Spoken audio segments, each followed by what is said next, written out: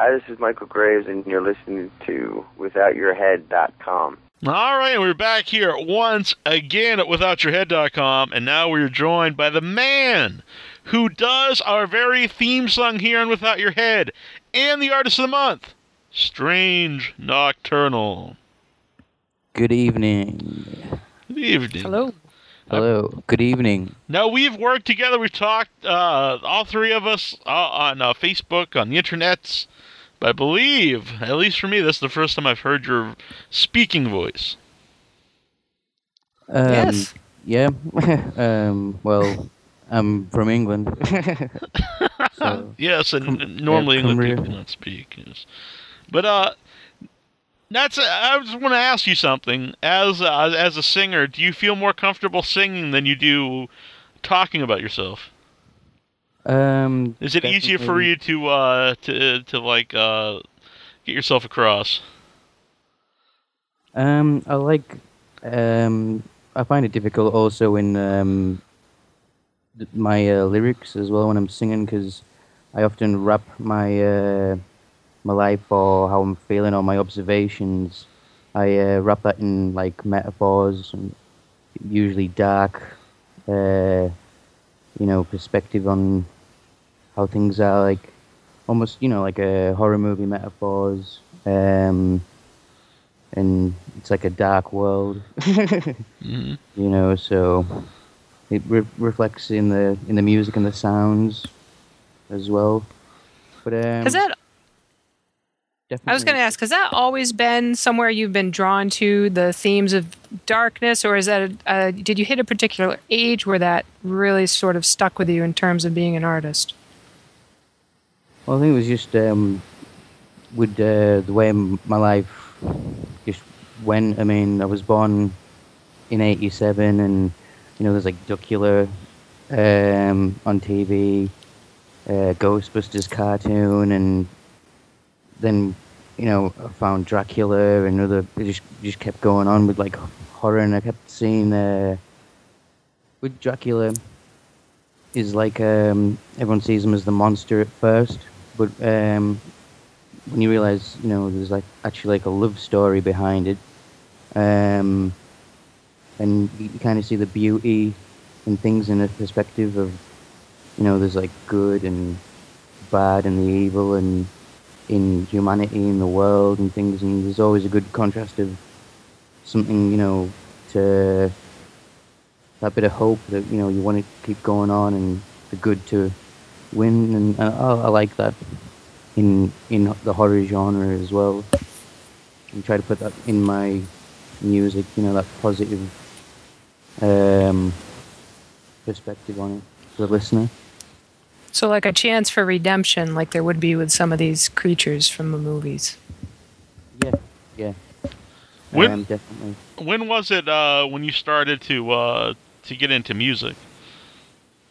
I've always been into music, but I mean, my adoptive mother used to always play like Meatloaf and even stuff like Roy Orbison, Eddie Cochran, stuff like that. And I just really got into like the guitar sound and the lyrics, and I noticed how it makes you feel, and like everyone seems to be able to connect through music, and it brings people together, and you can share like love and emotions and ideas, and I just noticed that from a very early age, and I really respected that and admired it, and what it brought out in people as well that were listening to it. But I started getting into metal and stuff like that when I was like 15, and like Murder Dolls, Frankenstein Drag Queens from Planet 13, and Rob Zombie, and I've always liked Alice Cooper. He's like the godfather of it all. Mm-hmm. Misfits, and I don't know, I have always been drawn to like horror and dark things, and I've just looked for it, or people have recommended things to me, and I like it. It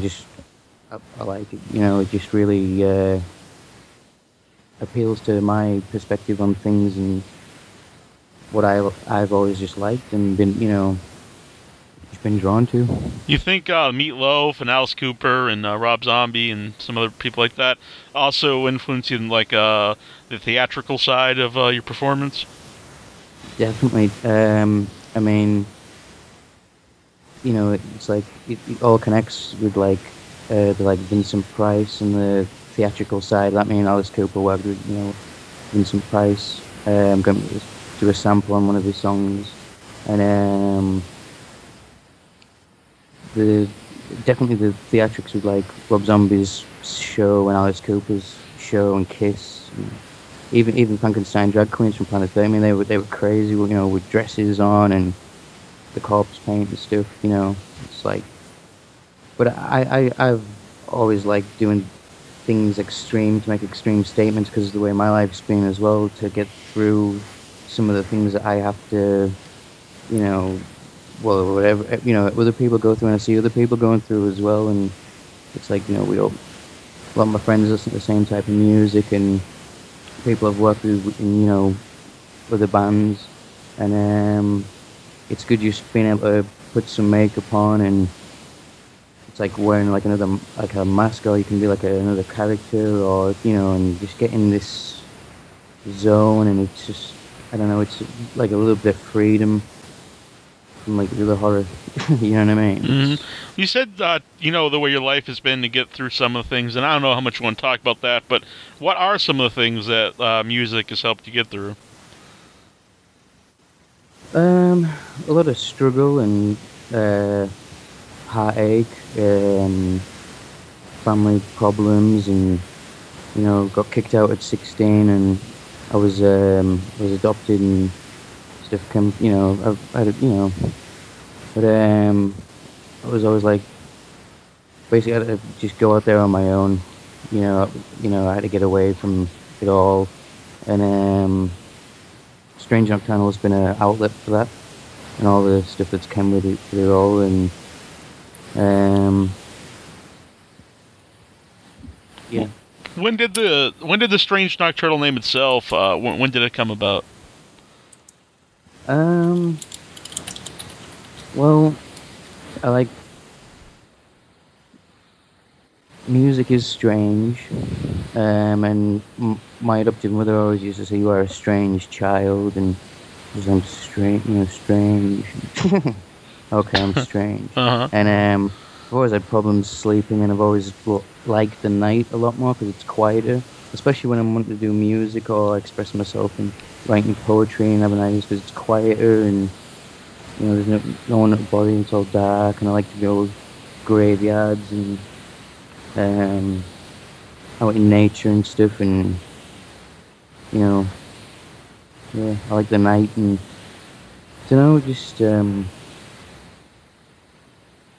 just seems to, I don't know, there's a lot of metaphors within, there's like double meanings to a lot of things that I do, so it's strange, isn't it?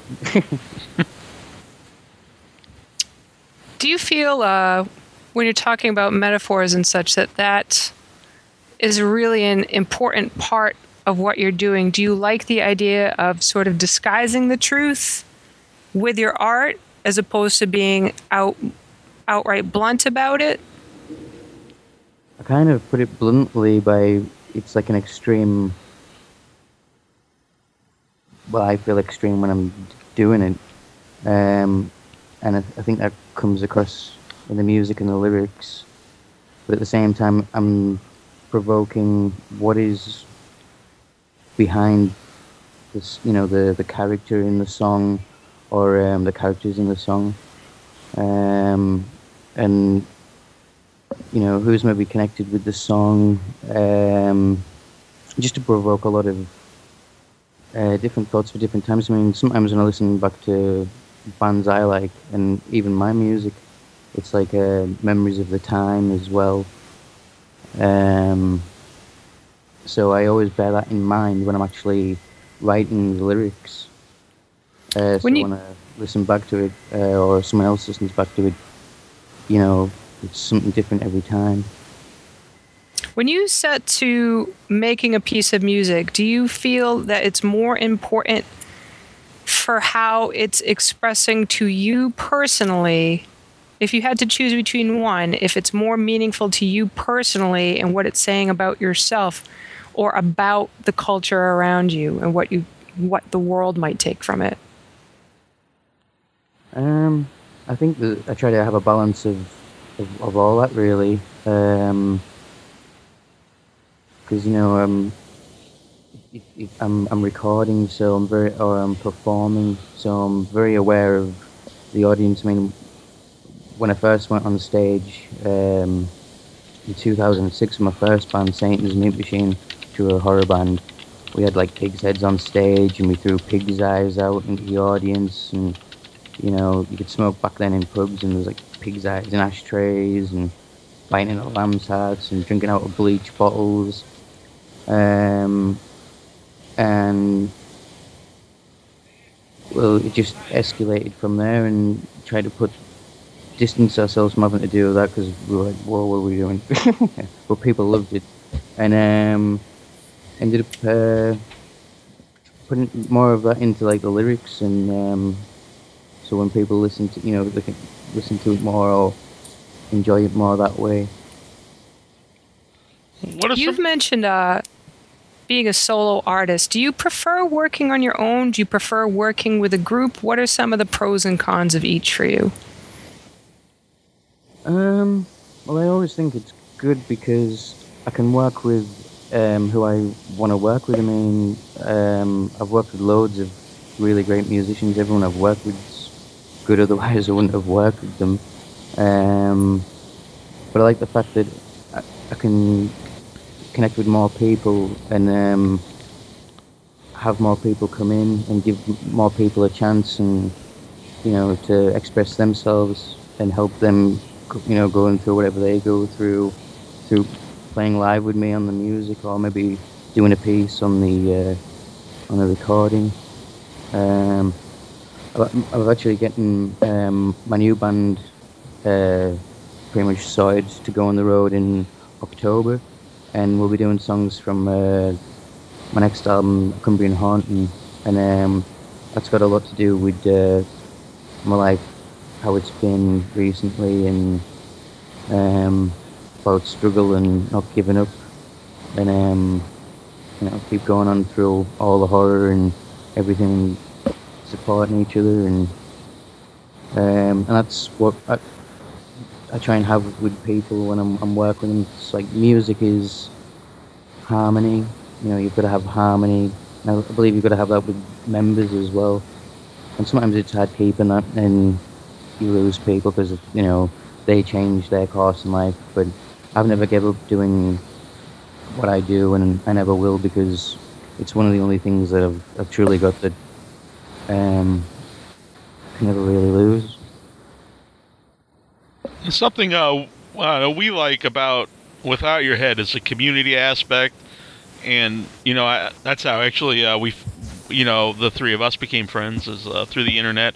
And I know you've worked with some people you've met over the internet, and do you think that's something very positive about the internet, that you can find other people have similar interests, and you can actually work with them even if they're in your location? Or I know you've worked with some people, in the United States. You can work with people across the world, basically. A lot of people in the United States, yeah. I like the fact that the internet brings people together. I mean, withoutyourhead.com, I mean, it brings artists together. It brings fans together of all different types of horrors, subgenres as well, and different, not even just horror, like other types of art, and there's a lot of film, and it really opens the doors, I think, and allows people to connect a lot more and share their love for what they like about it, and and help them get together and support each other and support horror and peace. Now, when you work with someone in the United States, can you just explain how that works? And is that hard to do? Do you actually put together something with someone in another part of the world? I mean, I'm very patient, so when I'm working with other people, um, well, with the people that I work with, usually they're very, really good musicians. I mean, I've worked with Doug Taylor, I do Forsaken Slaves with. He's from Indiana. It's Doug Taylor. And he's like, he does the music and the guitar. He's really, really great guitarist. And he sends me that via email, and then I record my vocals, uh, how I feel and what I want to get out, how I feel to that music, his vibe, and put my vibe to that, and send it back to him. He mixes it and then puts it out there. And that's been the same with uh, my friend from Cause the Serpent. Did one with him called Kings of the Night, which is like a black metal, almost industrial black metal type song. And I've worked with new loads of people. There's loads of collaborations that I've done, and I'm up for collaborating with any musicians or working with anyone really, because I like music and I like what he does. But I usually only like to do all my stuff's horror. Usually, apart from with Forsaken Slaves and a few exceptions, depending on the music. But I always try and keep it horror or passionate, to get those feelings out. Do you always write the lyrics? Yeah, I mean, I've always wrote poetry, and I've always found it better expressing myself on paper and writing it down. And I like the way you can change aspects of the story as it continues in writing, and and you can almost sometimes smell and sense things within the writing and the words. You know what I mean? It's a lot more powerful. So I started off doing poetry, and I did a lot of singing. I always used to sing along all my favorite songs, and just went crazy and thought, right, I'm gonna do this. So yeah. I know you have a short film coming up, or you've actually already made it. I know you have the trailer up online. If you'd like to tell everybody about that. I'm just experimenting at the moment. They're just like experimentations, see what feedback I get. Some of it I'm like, there's comedy aspects to it. I'm poking fun at a few things, and some things I'm doing obviously, trying to. Well, we'll see where it goes. I'm going to be working on a full feature-length film, hopefully in April. But the ones up at the moment are nyctophilia, which means like finding beauty or serenity in the night, and that's like me paying homage to some classic vampire films, and like more the old traditional theatrical side. And I try to put a lot more theatrical music to that, like experiment with music and visuals. And the more recent one's The Carved. And I'll be putting another part of that up in the next couple of weeks. And I'm trying to get more extreme and get my ideas together, and progress with that. Also, I help with music videos and develop music video ideas as well, and song ideas. I try and tie it all in somehow, and sometimes when I'm writing songs, I think, what could I do with that with maybe visuals, you know what I mean, to shine a different type of darkness onto the subject matter in the lyrics or in the music. Now, I'm going to assume that you're from a fairly small area, and I would guess that it's hard to find a lot of other musicians that would necessarily gravitate to this specific genre. How difficult does that make it to find places to do shows or to find interest in your work? Because it is, as we know, it's even for us, it's a very specialized group of people that have interest in this. Yeah. I mean, if I was in a city right now in England, then I'd probably be doing a lot more clubs and, pubs and other venues and stuff. But up here in the north of England, northwest of England in Cumbria, there's still actually a really good underground music scene. And there's really awesome musicians and bands around here. And, sometimes I've put a lot of them on a CD that's raising money for the food bank here in England. Raising money, feed the poor and that going through bad times as everyone is at the moment. That's featuring a lot of bands from America and from Cumbria. So I've worked with lots of great musicians from around here, and I always like jamming with them and watching them play, and yeah. I'm sat with my my keyboardist at the moment. You know what I mean? So I'm always working with people around here in the music scene, and different types of musicians and that, and we all share ideas and that, and same with over the internet, as we were saying before. Like it really does. People are communicating a lot more. It's just getting over certain barriers and certain doors and find out how everything's working with the world moving so fast at the moment. People are just discovering new things, and there's lots of new things popping up everywhere, and exciting times. It's good times.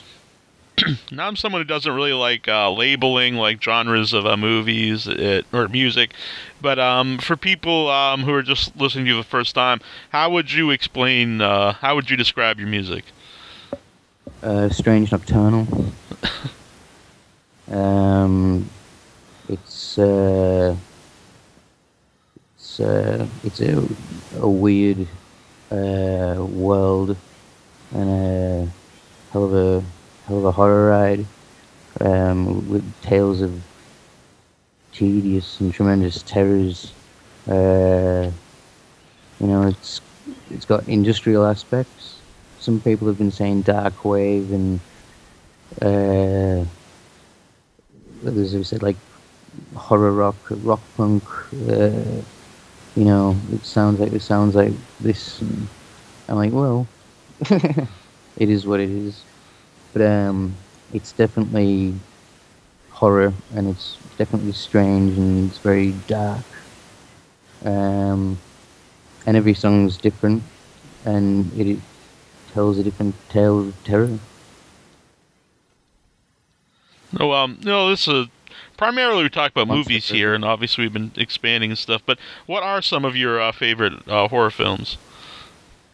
I like all the classic Universal ones, with like Lon Chaney and Phantom of the Opera and Lon Chaney Jr. the Wolfman. And I like stuff like Edward, Bride of the Atom. So I like stuff like B-movie, what people would say was like B-movie horror, grindhouse type horror, and I like all the Halloweens and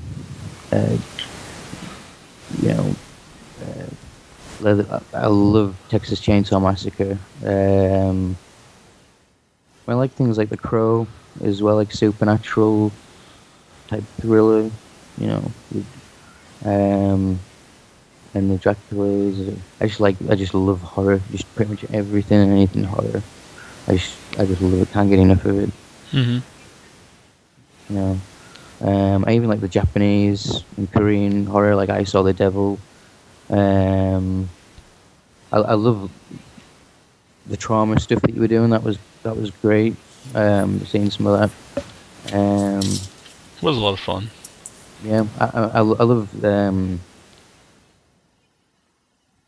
I mean, you've interviewed like a lot of people, like horror film heroes. You know what I mean? Mm-hmm. Wow. And to be able to write the theme, have the honor of writing the theme, and seeing the community and everything, and it's like really, it's been an honor. It's just like wow, it's great. It's beautiful.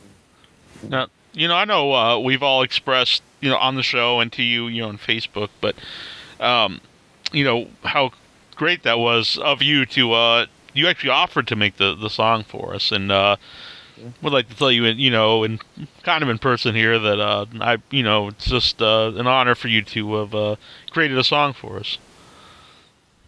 Yeah, I mean, I think it expresses in the lyrics as well. It's like, with a what would you do without your head? It's kind of saying like, what would, because I'm writing it for you and seeing the community before I wrote it, and that, and as a fan of the music and of admiring, the actors and getting to see them being able to express themselves as such as themselves, you know what I mean? And I thought it was really good, and bring that to the fans and being able to convey, what they felt in making their art, and I was like trying to convey that, but at the same time keep it with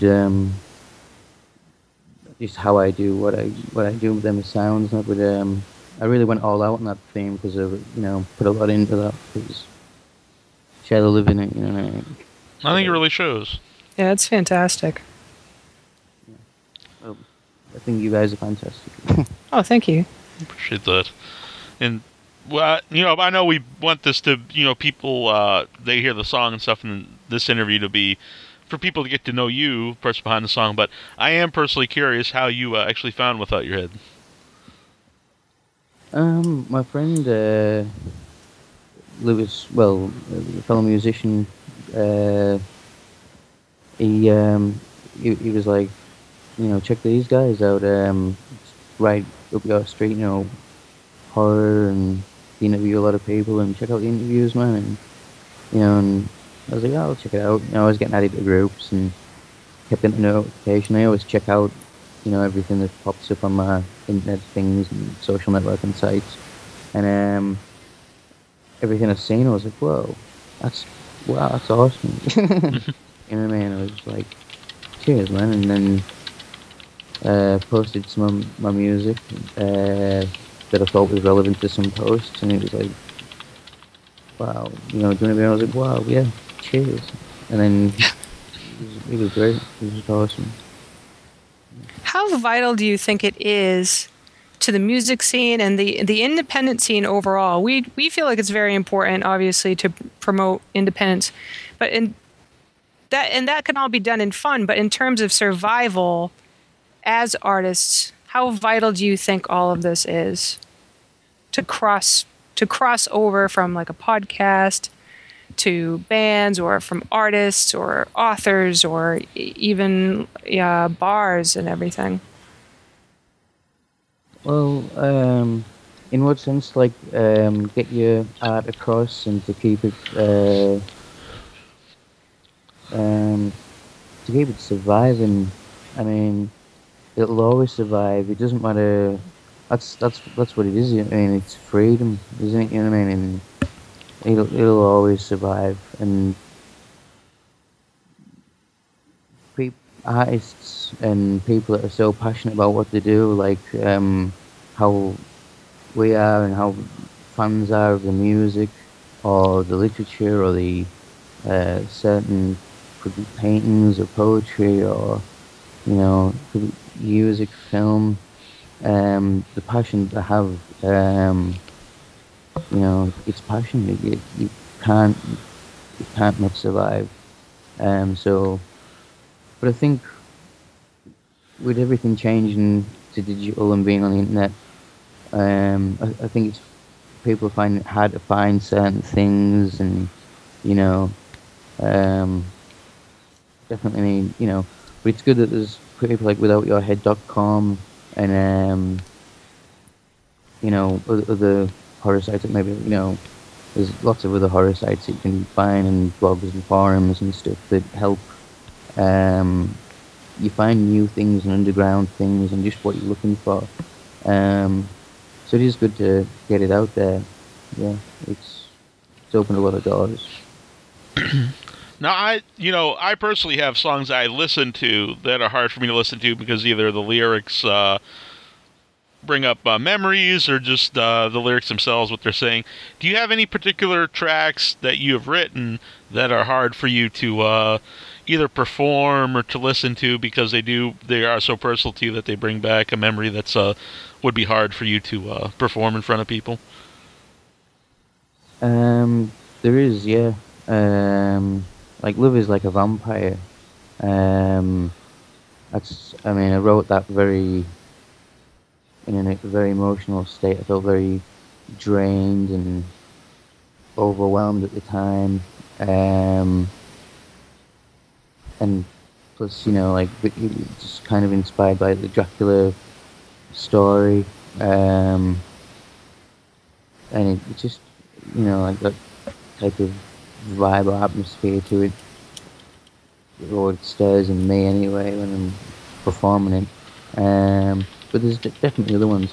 There's some songs that I can't play live because I was absolutely, on a different zone of reality, while I was recording.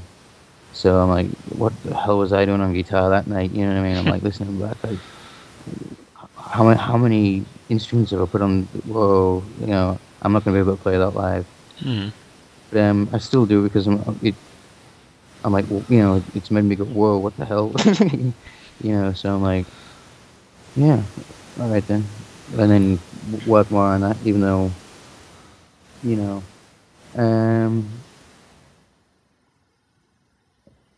but I'll play any song live. I mean, especially with this digital technology these days and all the really cool equipment and stuff you can get. Yeah, I'll play any song live. If a fan's like, oh, I want to hear you play this live, I'll be like, oh, I'll play that live. I often get that, as well as some covers, but I very rarely play a cover.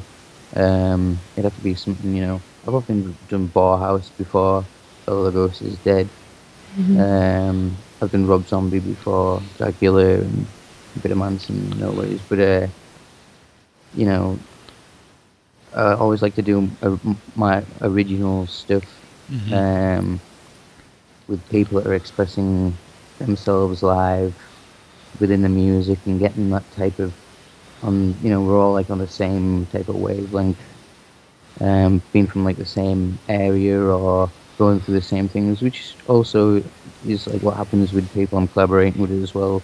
I tend to find that they've been through similar things and connect and relate that way and musically. How is it to be in a live environment, in a live venue, and interact with your audience as opposed to being in a studio? What does it give you that you can't get from a studio?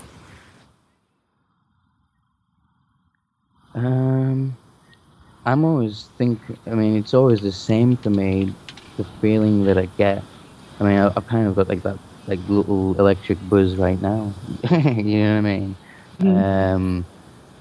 But when I'm performing music, whether it be in a studio or on stage or at a friend's house, or we're just doing an EP type thing or a demo type sound or whatever, just give it 110%. But I always try and fire on all the cylinders when I'm doing it, basically. And I'm thinking about how everything's working and how it's all being perceived all at once, just like opening up completely. And yeah, so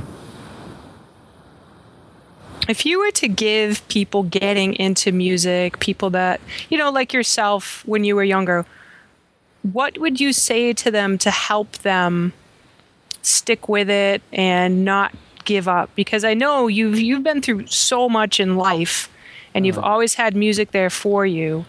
So what would you say to those people?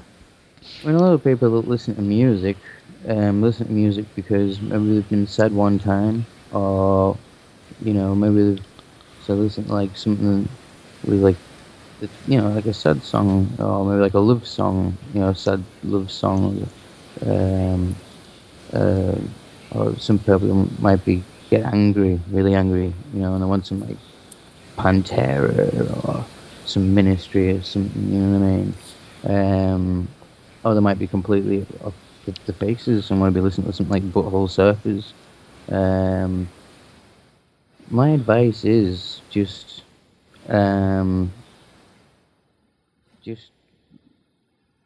continue listening to music that reflects how you feel and you as an individual. You know what I mean? You don't have to like something because someone else likes something because that's cool.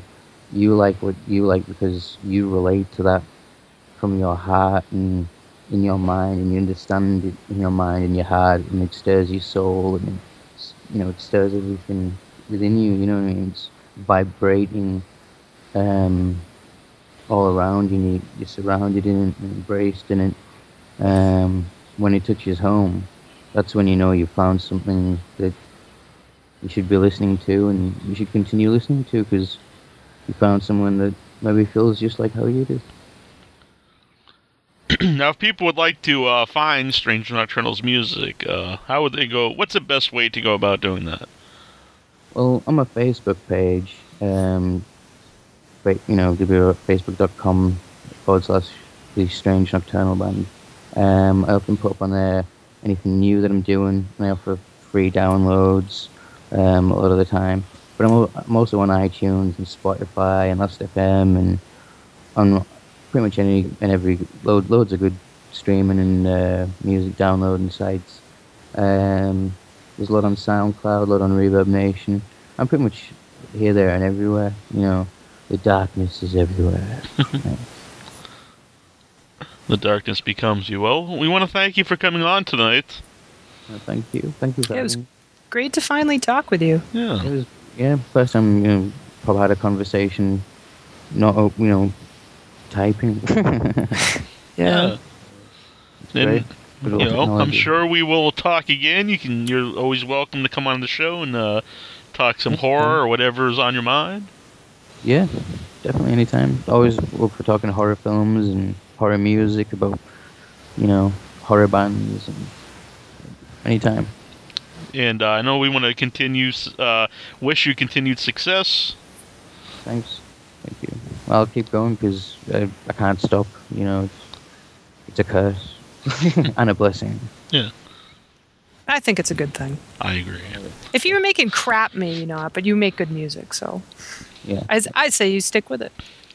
Well, and fuck those people that that don't want it because it's never gonna go away. It's horror.